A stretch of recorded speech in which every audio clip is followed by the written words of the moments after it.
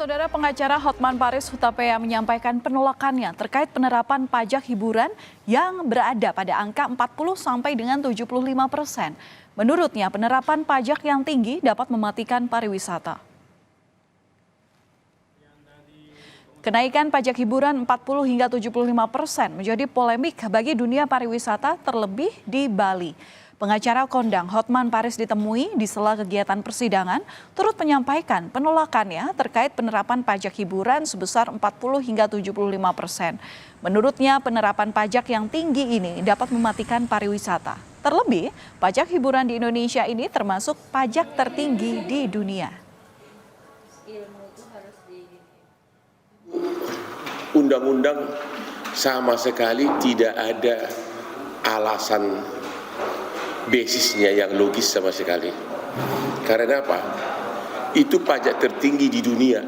Nggak ada negara dimanapun di dunia yang pajak hiburannya adalah 75%. Apalagi ini menyangkut kehidupan rakyat bawah. Ya, misalnya spa. Spa itu kan untuk kalangan UMKM, kalangan ekonomi kecil. Yang mereka tidak pernah praktis, mereka tidak pernah menikmati manfaat pajak selama hidupnya, selama berbisnis. Sementara itu, selebritas sekaligus pemilik tempat hiburan Inul Vista atau Inul Daratista juga memprotes pajak hiburan naik hingga 75%.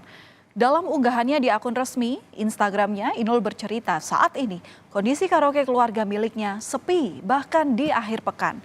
Dalam unggahannya, Inul meminta pemerintah untuk membedakan izin dan aturan pajak untuk karaoke keluarga dan klub malam. Mengingat dari sisi pendapatan keduanya sangat jauh berbeda.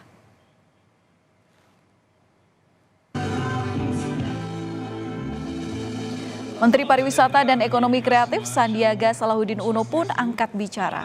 Sandi meminta pemerintah daerah untuk menunggu hasil judicial review dari Mahkamah Konstitusi sebelum menerapkan pajak hiburan. Sandiaga Uno mengaku kenaikan pajak hiburan merupakan isu sensitif dan bisa berdampak langsung menurunnya wisatawan di Indonesia. Pintu komunikasi membahas polemik pajak hiburan juga masih terbuka.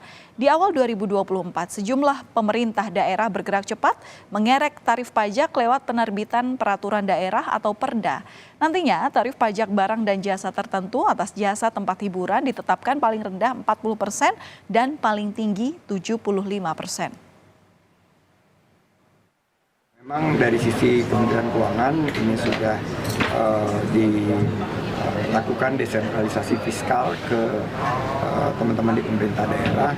Namun yang perlu kita sadari bahwa industri pariwisata dan ekonomi kreatif ini menciptakan lebih dari 40 juta lapangan kerja. Jangan sampai ada gelombang kesulitan yang diakibatkan oleh pajak yang timbul.